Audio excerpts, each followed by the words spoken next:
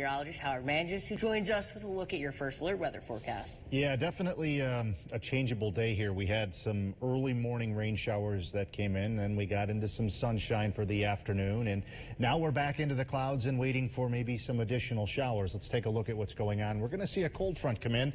You can kind of see that. It's actually producing some severe thunderstorms and one tornado warning in central parts of West Virginia right there, but that severe weather's not going to be impacting us in any way, shape, or form. There's a front essentially into Ontario. There's a low pressure system up into Ontario and Quebec, but it's dragging that front across our area late tonight and could bring in a few showers. There's some of that cloud cover moving in right now.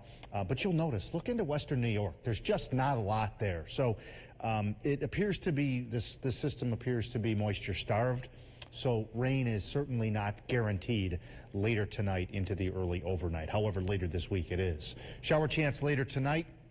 As I just talked about, there is a higher chance of some showers during the day tomorrow. Snow and cold for midweek. I know, I don't want to talk about it either. 60s for the start of Easter weekend, and it looks like it will be a little wet. So looking ahead to the 20th to the 24th of this month, and you'll notice, yeah, reds and oranges east.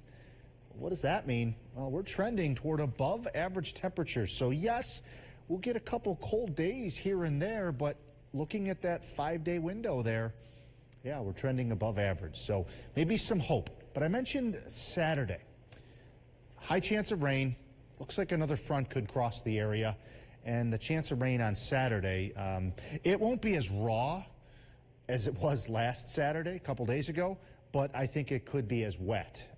So it'll be warmer, but I do think we have some rain coming our way to start the Easter weekend. That's the key word. So for tonight, there's a look at the clouds. You saw maybe a couple blips possible. Again, it is a front coming in, so there could be a shower or two. By tomorrow morning, I think we might start with some sun, but then get into the afternoon.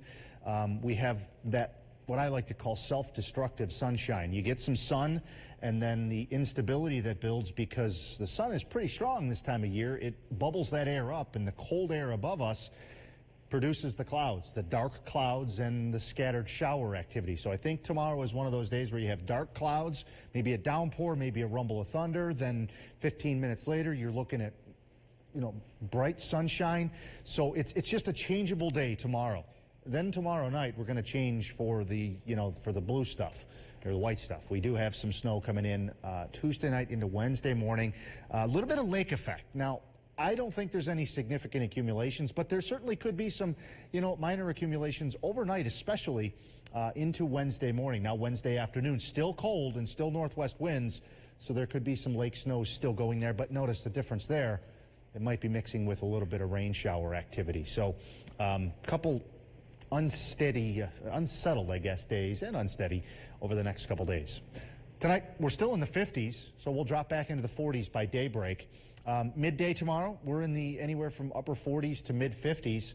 And watch as we get into Tuesday night. By Wednesday morning, we're into the upper 20s to low 30s. And then even Wednesday afternoon, we're in the 30s to around 40 degrees. So that's about 13 or 14 degrees below average for this time of year. And there's a look at it. Good chance of rain, maybe an isolated thunder shower tomorrow. 50 on Thursday. Good Friday.